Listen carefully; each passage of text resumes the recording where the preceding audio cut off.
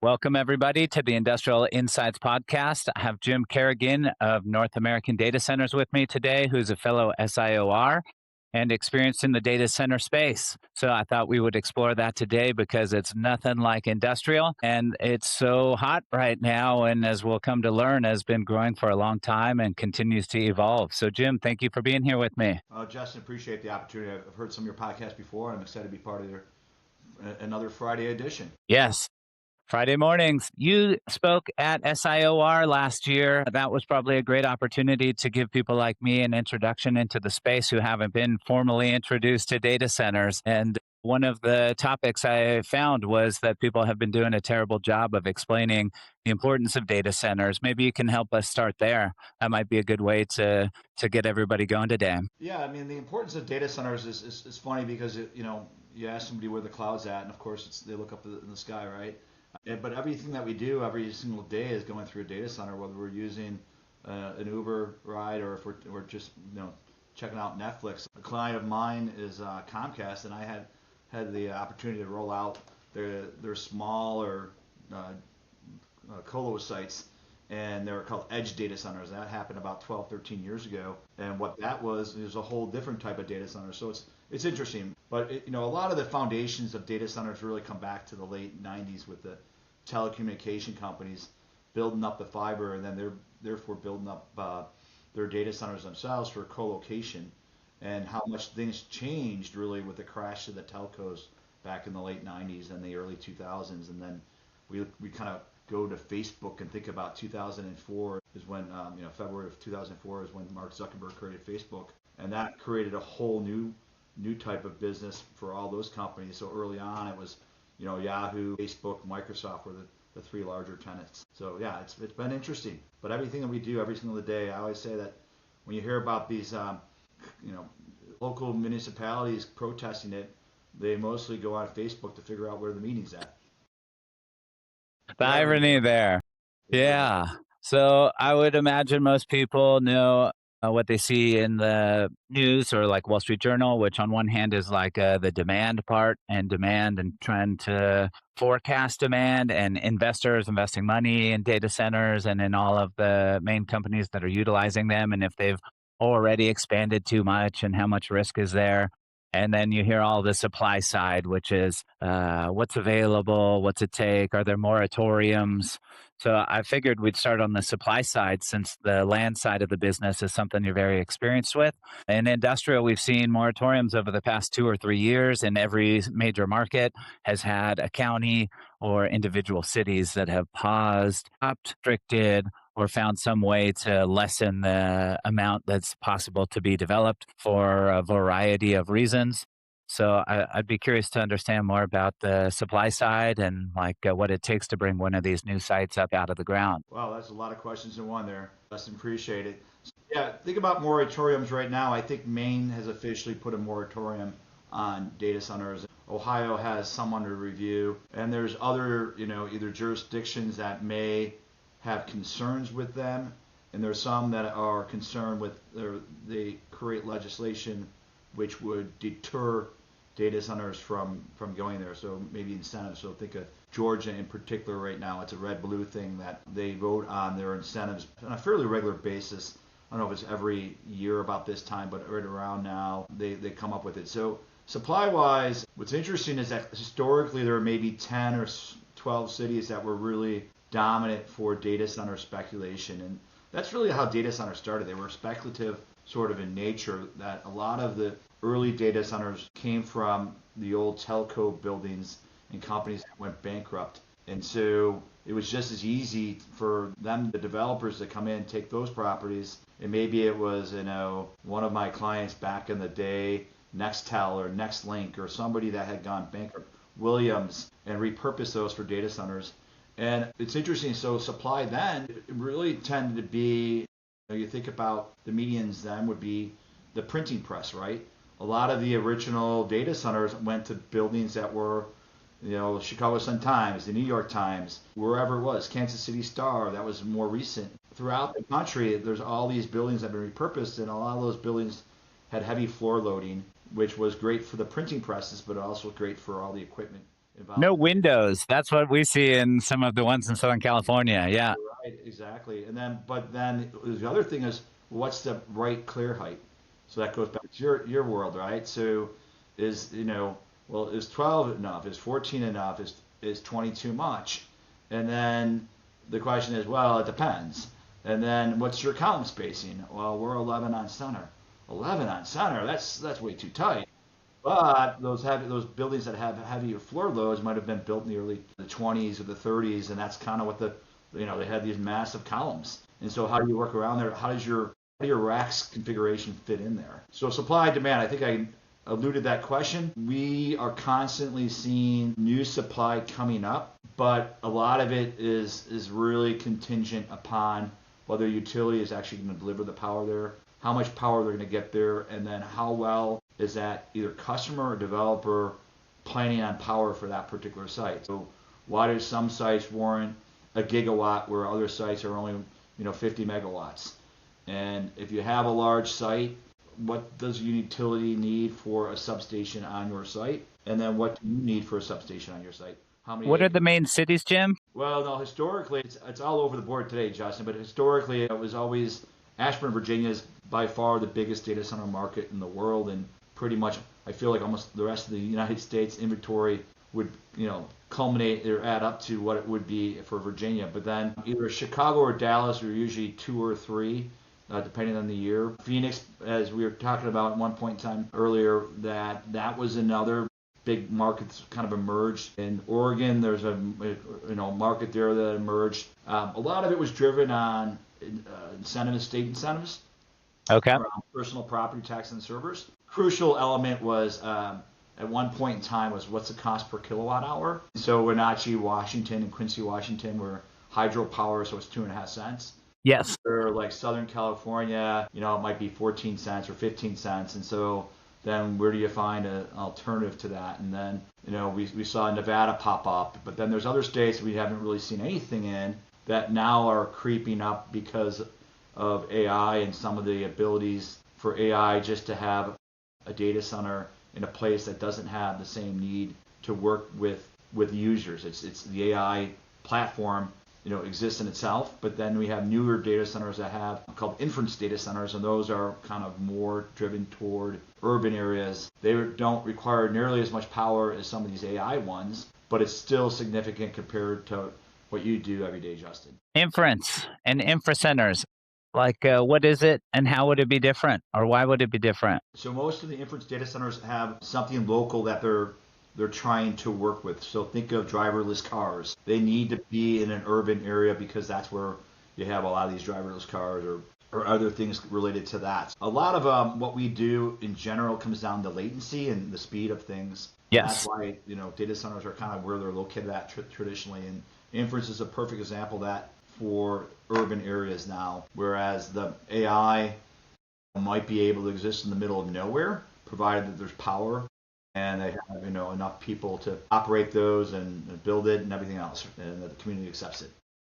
Yeah, and utilities has got to be there's public and there's private. I got to imagine all the private utility players are doing everything they can to try and create an angle for themselves and try and absorb some of this. I imagine that's a big part of the question when you're looking at sites and markets for people. That's the first thing that I look at any site. It's often that other SIORs or people like yourself, Justin, will call me and say, "Hey, I got the best site in the whole world. This is," and I'm like, "Well, you're the 13th guy that called me this half hour. Why do you Yes. think it's the greatest site in the world?" And then you'll say, "Well, it's got these amazing high voltage lines going through the site. It's got a substation next to it, and Amazon's right down the street." I was like, "Oh, awesome." And I said, "When you take the train to the office, do you get on anywhere you want to get on, or do you have to go to the train station again?" "Well, what do you mean?" I'm like, "Well, you just can't jump on that transmission line." Yes. "And have you talked to the utility? What kind of power we can get there?" "Well, I don't know, but it's a lot." "It's a lot."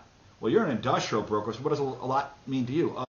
"Well, we've got these volts, and it's crazy amount." And I'm like, "Oh, okay. How many megawatts?" "Well, I don't know. Let me get back to you, and then we'll talk to the utility, and we'll find out You how." just described my life experience right there in the data center world, Jim.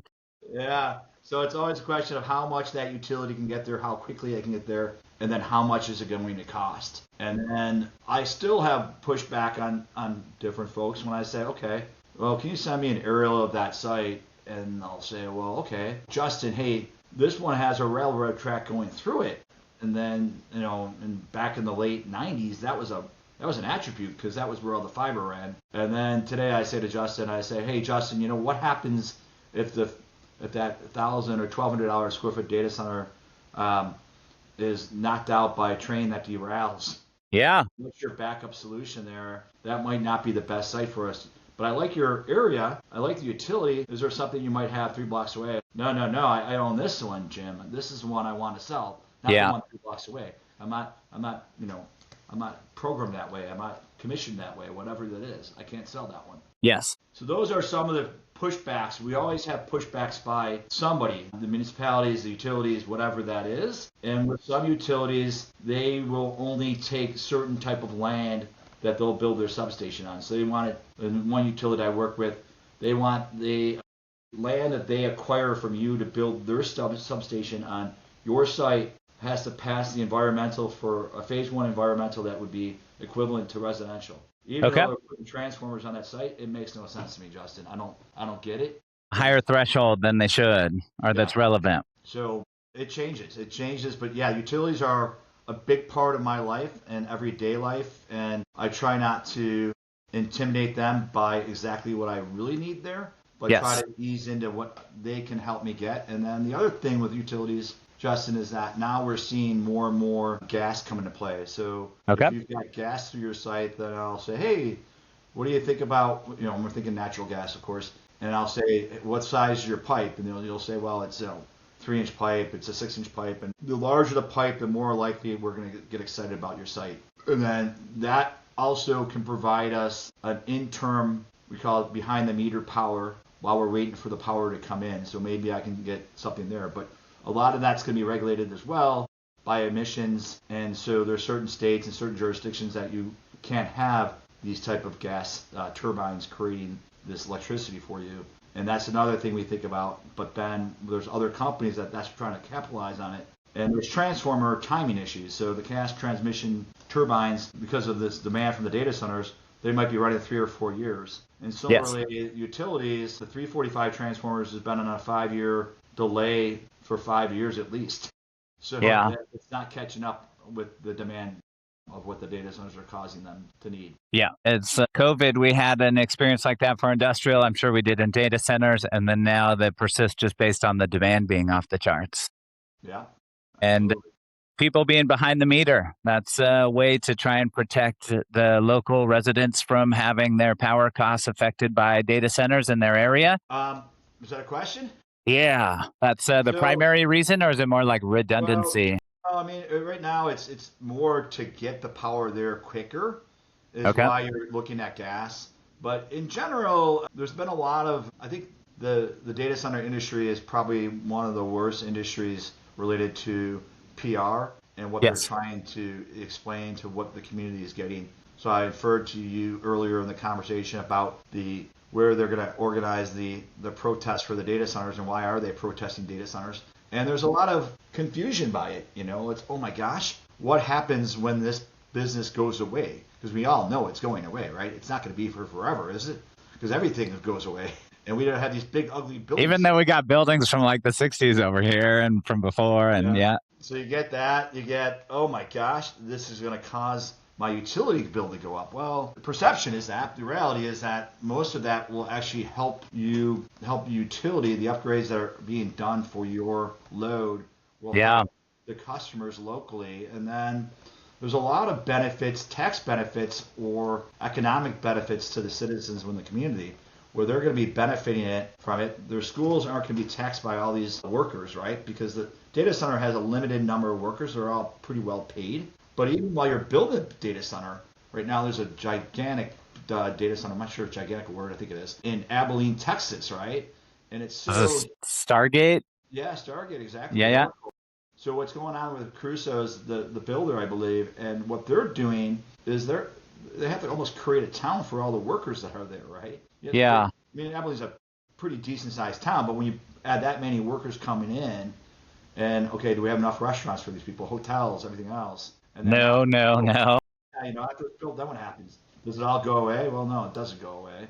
And Yeah. oftentimes, the data centers like Virginia, once you have one buddy in one data center in town, everyone else wants to be there as well. So it's actually been a pretty good, um, it's been a big economic boom for some groups, but there's a lot of counties throughout the country, even Virginia. We talk about Virginia, the demand there, as I talked about earlier, it comes down to Loudoun County, which is right near Dulles Airport, and there's land there going for $4 million an acre or more. And now it's a question of how vertically you go. But then in Fauquier County and in Prince William County, which are neighboring counties, there's no interest in Fauquier. They want their horse farms. That's all they want. Prince William had a big vote this week that they actually, one group, Compass, walked away from a big transaction there, and they've been working on this for 5 years. And so the challenge really is where do we go next? And as soon as there's a pushback in one municipality, they're just going to say, hey, it's no big deal. Every week I get 50 or 60 different, not me personally, but the developers are all going to tell you to get 50 to 80 new flyers a week from a real estate broker touting why they should be in Montana or Washington State or Michigan or wherever that's at. Yeah. You've heard all of the we got to build them in space talk. I have. I haven't paid attention to it. Like everything, Justin, it's you try to stay in your own lane. I'm I'm kind of like everybody else. Everyone's either We worse need or to make a living, Jim. I don't yeah. know how to make a living in space yet. It's just like I'm talking about the space in my backyard. I'm not trying to figure out the outer space, but yeah, there's all sorts of things. But I never thought this, the edge data center was going to be what it was, but then it was, and then it didn't really go beyond that. But you just don't know. But we didn't see. I don't think we anticipated the AI. We talked about AI for 10 years, but then when it started happening, we had no idea how much it was going to change. So I'll just give you some quick examples of what I alluded to earlier. I said, so if your typical Fortune 500 company, minus any sort of public cloud element of it, might use 5 to 7 kilowatts per cabinet. And then when the public cloud came around, call it 2012, 2020, those were 20 kilowatts a cabinet. And then if you think of a cabinet, think about 4 feet by 4 feet by 8 or 9 feet, 10 feet. So then when AI came around, that was probably initially introduced at 50 to 60 cabinet, growing to 120. And then if you listen to the NVIDIA CEO, Jensen Huang, then he would say it's closer to 500 cabinet. Who knows? And that's these numbers. These chips are driving things up, and then that changes the load and what they need and how they're configuring things. Yes, I imagine Jensen's a pretty smart cookie. It's interesting listening to his stuff and how he's positioned and his take on things. And I'm sure everybody's interview has to be somewhat self-serving or to some extent. But yeah, it's always fantastic to hear what he's talking about and try and learn from it. It's very cool. It's very fun listening to all this stuff. And obviously all these neo clouds are pretty cool too. And I think one of the bigger ones that you may have seen in the last couple of years or went public last March was CoreWeave, but there's Nebius. There's a bunch of different groups that are out there, and so it's hard to keep track of it. And the other interesting market that has emerged is the speculative data center, either brokers or developers or whatever they are. Too often, I find myself in a room with someone that says, "Oh," and I'll be at a data center conference, and I'll say, "Oh, what do you do in the space?" And like, "Oh, I'm a data center developer," and I'm like, "Where are you developing at?" They'll say Napa Valley. Oh, right next to the vineyards. Okay, that makes a lot of sense. Surprising. Okay, tell me more. And it's just there's a lot of brand new players that you don't know if they're well capitalized or not, and you're trying to figure out how realistic they are. And if you, Justin, as a seller of real estate, is trying to figure out, you have 3 different buyers, how do you pick the right one? And then do they know what they're doing? Do they know how to perform? Do they have the customer that they'll be able to deliver to the utility once their whole process or application process gets completed? Yeah. Yeah. New money, new blood, and it's hard to know who's legitimate. It is very much so, but it's a lot of what I do is try to figure that out on a regular basis. Okay, what is going on here? Is this a real deal, or are you a real buyer? And if you don't ask me about my railroad track, then that makes me a little skeptical of you as a buyer and what your concerns are with it, right? Because I might have a listing, and then if you don't ask me about it, I go, do I really want you to tie me up for 9 months to tell me about my railroad track 9 months from now? Yes. I don't want to do that deal. it's too close to the railroad track. Well, it was still there when you put it under contract. Y- Yeah. Are there any other things in the due diligence phase when someone's tying up a site that's different? Oh, everything's different. You know, it's. I mean, the main thing is okay. I need X amount of power to get to my site before I'll close. Yes. I need. No I need. money's hard. It takes as long as it takes. It's there's no way you can go around that. I won't. I won't buy your land until I have a tenant that's completed their lease with me. Well, can't they just negotiate your lease so that you?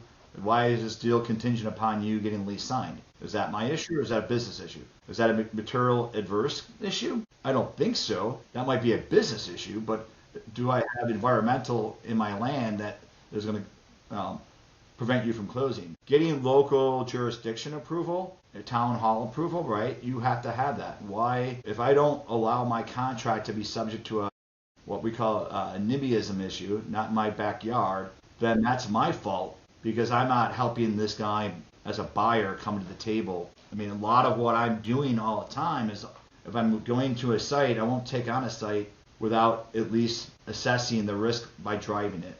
Well, it doesn't matter, Jim. You're in Chicago and I'm in Kentucky. You don't need to fly and see it. I'm like, yeah, I do. I actually have to see the site. I have to understand what it looks like, whether that person next to you is going to fight this, whether you're more of an industrial part of town. You might have a farming town, but if I find a little bit of a tractor supply or something like that, more industrial nearby, it's a lot easier for me to stand up 200,000 square foot properties adjacent to it. Yeah.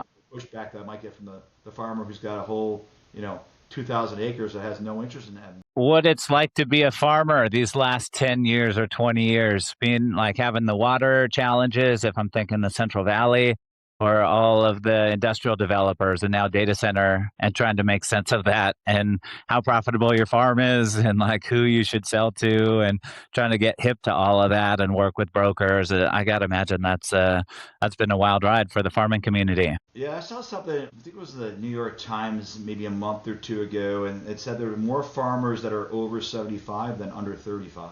And what I would say, similar to that, I've had more meetings in the last 3 years at kitchen tables than I have at boardrooms. Yes.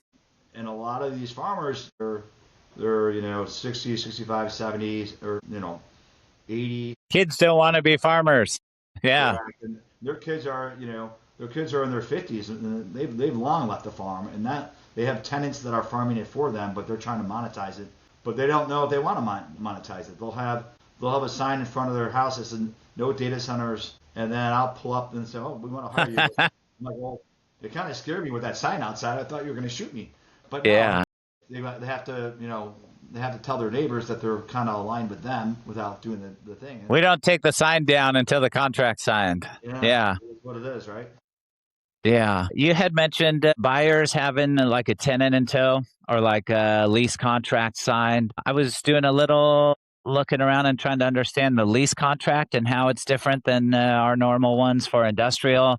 And I'd seen like mega deposits.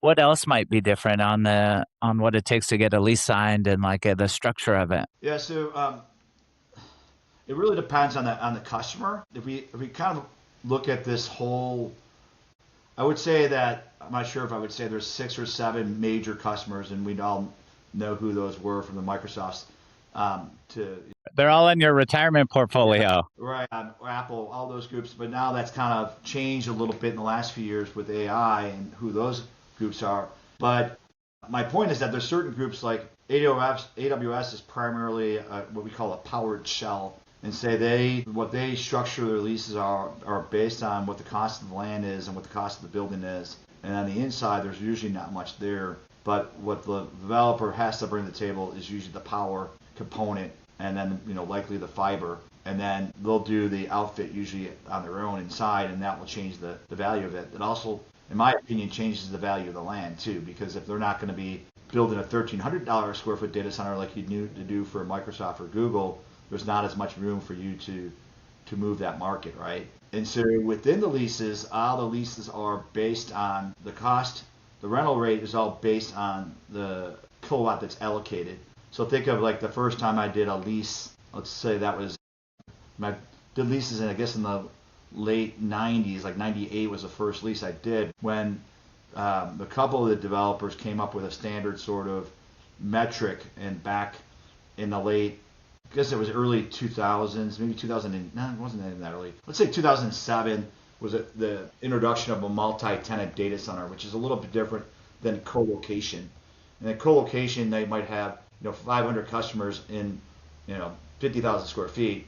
Or the multi-tenant data centers were buildings that were maybe, let's say one of the deals I did was about 500,000 square feet, of which 250,000 square feet was a rentable number, and the other 250 was support for the other 250. And of that 250, those were broken down into rooms. And let's say the rooms were 10,000 square feet or 20,000 square feet.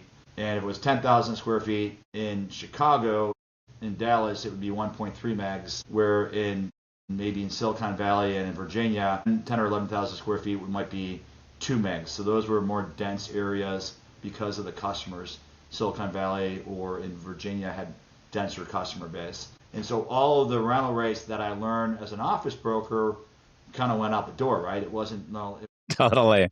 Yeah. 50 people, Justin. How many square feet is that for office? Yes.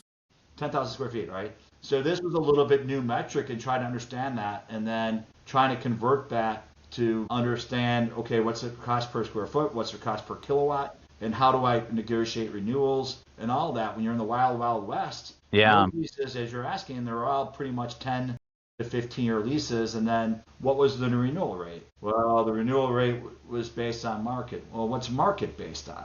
There's only one data center building in this whole market. Yeah. How do I do it on market? Okay. Willingness to pay. And then when you 10 years later, when you get to the renewal, go, oh God, why did I negotiate that? Why did I allow the greater the market or the then escalated rate? What happens if it goes down? And how does it go down? Oh, there's no competition now. And can I move these guys? Well, they're kind of sticky. How long does it take to move them? Well, it might take a couple of years. But who's stickier? Is the Facebook stickier, or is this co-location guy who's got 150 customers and 50,000 square feet? And you start learning things you didn't know about 20 years earlier. Like, oh boy. And there was no book, right? There was no AI that I could go, what do we do then? How do we figure out what the renewal rate should be? Yeah. It's go to CoStar and go look up available space. Wait, there is none. Yeah. That's the part I got to imagine how could you imagine there being a more transparent marketplace set up for the brokers for the next 20 years that are trading space like that, or not so much? There's been a couple of good companies that have come about that were former real estate brokers that created companies that they're doing a nice job of it. And most of the groups that are paying for that really are the developers or the end users. And so that's one little bit difference. If your podcast is really, or if you're listening today, I should say, and you're a broker and you want to get some insight on this, it's really challenging to work with the end users. A lot of the end users, like the Microsofts of the world, or Amazons, all those guys, for the most part, have their in-house teams, and they don't rely on outside brokers. And so a lot of the contracts don't even contemplate that, meaning that they don't say, okay, if an outside broker comes and wants to do a deal, we'll pay them a fee. Well, most of the time I'm doing the deals, it's direct because I know who the buyers are, I know who the sellers are. If I'm representing the seller, then I know, okay, I'm going to call XYZ developer, or I'm going to call ABC end user. And then I also will, when I target those groups, I also will say, okay, here's what I like about my site. Here's what you're going to like about my site. You as a developer want to be close to the AZ. And what's the AZ? That's the availability zone of that customer. And they have to be a certain number of miles from the AZ. And so if I'm able to tell them that this property meets the AZ requirement for Microsoft, then they'll say, okay, well, which group within Microsoft? And I'll say, well, it's Office 365. Oh, okay. That's likely to be latency sensitive, and that won't go to a corporate campus. And then you're able to show, okay, now we know the demand factor. And then you say, okay, what about local legislation? Well, I like this area. It's kind of industrial. We haven't seen that much pushback from the community on it. Utility buys into this area as well. I think we're probably pretty good here. Or you know what, Justin, you're probably better off calling CBRE. They're probably going to be better for you than this on this job. Because you really have to decide which jobs you're going to take and which ones you're not. because reality is it's harder to represent more than one site in any one market because I have to be convinced that that's the best site in the market Yeah. before I take it on, and then I also have to go, okay, I would if I was a developer, if I was a tenant, I'd be happy being here, right? Or I'm willing to pay a premium. I'm willing to pay double the price of the land next to me. Well, why would I do that? That's crazy. I mean, that doesn't make any sense. Well, Justin, what happened there was that you, as a broker that wasn't really doing this every day, you went to the utility and asked for, a third of the power that I asked for. And the utility said, okay, I'm going to get the power for you, Jim. And then I went to the developer and he said, hey, Kerrigan, how much power can I get to that site? And I tell him, oh, I get a gigawatt there. Well, that's too much power. That site's only 200 acres. Well, it is, but would you go vertical? Well, I don't know. Why would I go vertical? Well, you're paying that much for the land. Why wouldn't you go vertical? Yeah. Okay. Did you allocate for acreage for the substation?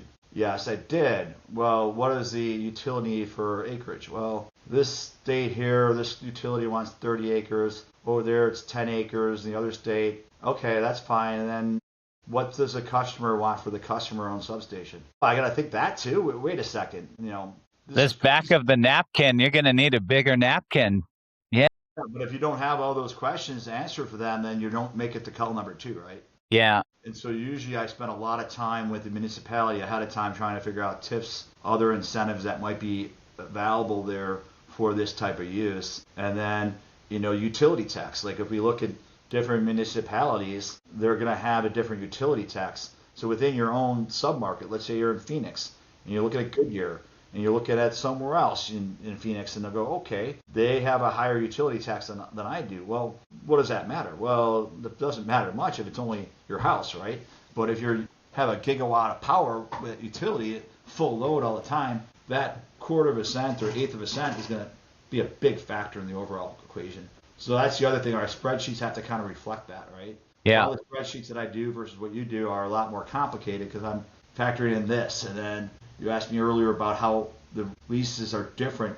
I have something called PUE, which is power usage effectiveness, right? I can't speak to it because I'm not an engineer, but if I were to gander on it, I know that's kind of like an operating expense. Yes. And so I have to make sure that that is applied to the utility cost of not what the utility cost is today, but what the hike will be in the utility based on all the utilities going up so much. And then that is a direct pass-through to the tenant. It's not a commissionable event, but it does reflect in the overall rent. By the other way, I didn't tell you, Justin, how, I think COVID was a good example of this. The amount of rent that you pay is per the allocation of the power from the landlord, not the consumption from the customer. So think about it this way. If you have 10,000 square feet and during COVID, you had 50 employees pre-COVID, and then you went down in the space, you're still paying for the 10,000 square feet, right? So similarly with data centers, if back in the day, that 500,000 square foot example that I gave you, it may have been a 36 megawatt data center, and that would be the allocation of that 10,000 square feet might be 1.3 megawatts. But if you don't have any customers in your space, because you're a service provider that is a data center service provider, then you're paying for that whole freight despite not having the load. And what happened oftentimes those days, and I actually, back to your earlier comment about NVIDIA and Jensen, I think he just referred this recently in the last week or two, that he wants to take some of the load that's being allocated but not being used. A lot of these data centers have been historically tremendously underutilized. Okay. So they're only doing maybe 70% of the load that they're allocated. So what Jensen's saying, I want that 30% allocated to me. Send it my way. I can use it. Yeah. It's absolutely true, and it's real right now. You think he'll get it to some degree? Well, I mean, it's funny because you always wonder, is NVIDIA the customer, or is, in their case, is it CoreWeave? Because they do a lot of work with CoreWeave, but they also do a lot of work with, Oracle and Microsoft and everybody else. So, yeah, they get it somewhere. They get it one way or the other, Justin. Yeah. It depends on where they're making their money at, right? Yeah. If we have the different legs of the stool, tenant and developer could be synonymous with landlord. Then you think of we're done. We sold the land. Someone built it. They leased it up. It's functioning. Life is good. and then you have the capital markets that want to buy this and the developer wants to exit. Is it the capital markets is pretty healthy for this? Demand is off the charts. Who wants to buy these? Or I got to imagine they're big enough dollar amounts. You have like the Saudi prince and you have like international money, and then you have all the pension funds and institutional investors. Is that the general like capital markets for these types of assets? Yeah, I mean, you asked a thousand questions in one question. You don't even know it there. And so it's changed a lot, right? So it wasn't, more than 20 years ago that I couldn't find anyone who'd be, I think 2007 to 2008, right, when this whole thing started booming, but no one knew it was booming yet, right? And then you get the great financial crisis, and you're like, okay, who's gonna do this? And I remember it was McQuarrie coming out of Australia, and they were one of the early investors in this. But then, I remember looking at trying to sell some Amazon data centers, and they were pricing them. Capital markets were pricing them on a higher cap rate for a data center than they were for an Amazon warehouse. Okay. And this is during like 19, 20, 21, right? During the whole COVID era. And I'm like, well, wait a second. Amazon blows out of the distribution center. Then what you have is pretty much a, $8 or $9 a square foot, warehouse, right? And you're just going to leave it to someone else. But if AWS blows out of a $1,200 a square foot fit out data center, then that landlord's going to get $150, $200. They probably want the tenant to blow out because they're getting industrial rates and they've fitted it out themselves. But the problem was that it wasn't being priced that way. There just wasn't enough product. Just in the last week or so, I saw something that Blackstone has now come out with a special REIT, which they're buying data centers just for the data center purposes. And that's literally in the last 5 or 6 days that I saw that. And that will be interesting to see, but what they're doing is buying stabilized properties, which is fine. But those cap rates, like I said, when at the time when these things were trading, mine were trading higher when they should have been trading lower. And then I was lucky enough that we were able to flip the market at the same point in time. And that was just by sheer demand. And then people started realizing what I was saying, which is, hey, these data centers are actually worth more than the warehouses. And then the cap rates came down, and therefore the prices went up. Yeah. Yeah, that's awesome. Wild to see it, like watch the market form where there wasn't one before. And I'm sure institutions take a while for it to all be proven and for it to be a big enough dollar amount. And then to your point about Blackstone, I've seen some of them REIT properties that they've already owned and peel them off into different funds to sell to like a private REIT to DSTs, like Delaware Statutory Trust, or other versions of allowing the retail market for higher net worths to all pitch in their my million, your million, and someone else's million that they exchange out of another property and put it in a safe place to avoid capital gains, and them start to roll out like more and more of these offerings from assets that they already own as just another way to, I assume, get people into Wall Street and get people into their funds. Yeah, I love that. And it's similar to you. I've figured out which REITs will be potential buyers of land. So if it is Farmer Brown, he wants to monetize it, but he doesn't want all that money going directly to his heirs. He can get B REITs shares as an example, and then he can figure out how to dole it out that way instead. So Yeah.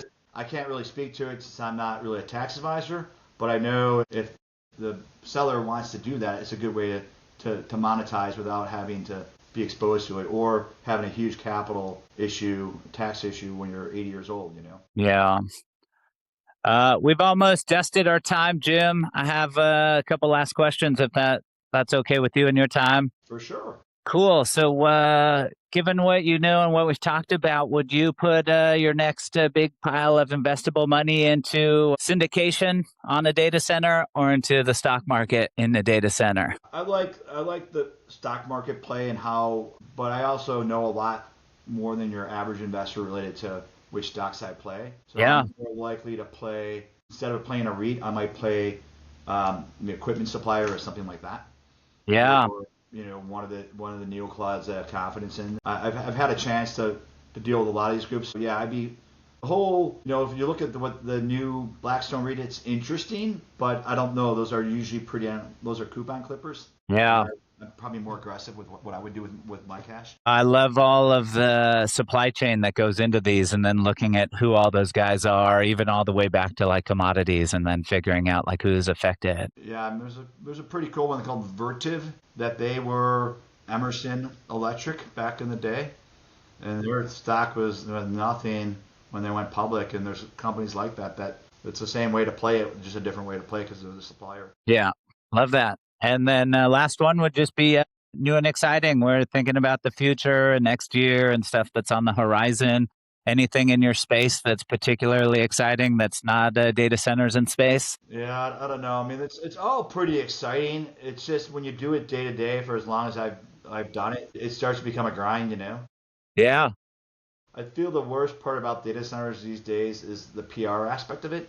I think they've done a terrible job, or we have, I'm not sure if it's they or we, but we have done a terrible job messaging the benefits to an area and to what the ultimate customer is, right? There's everyone who's probably 10 years old and older uses a data center every day. They don't realize it's in their pocket, right?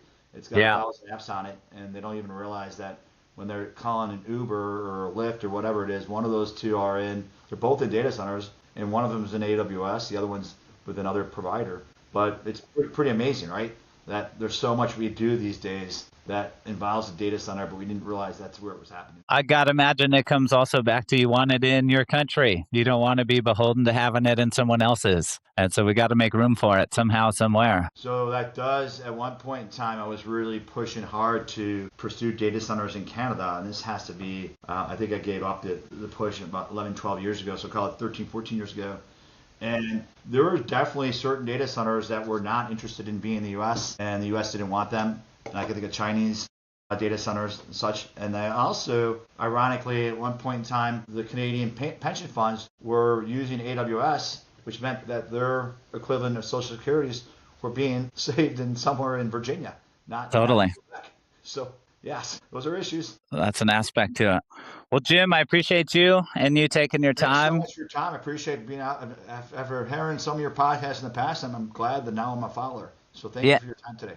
Appreciate it. yeah, Have a great day. yeah. And I'm going to have anybody that has questions for you. I'm sure you have no shortage, as I could tell from our interview, of people asking you questions, but I'll probably Happens be a one lot. more of them. I do so. Thanks a lot. Have a great day. Have a good weekend. Appreciate it. You too. Bye bye. Bye bye.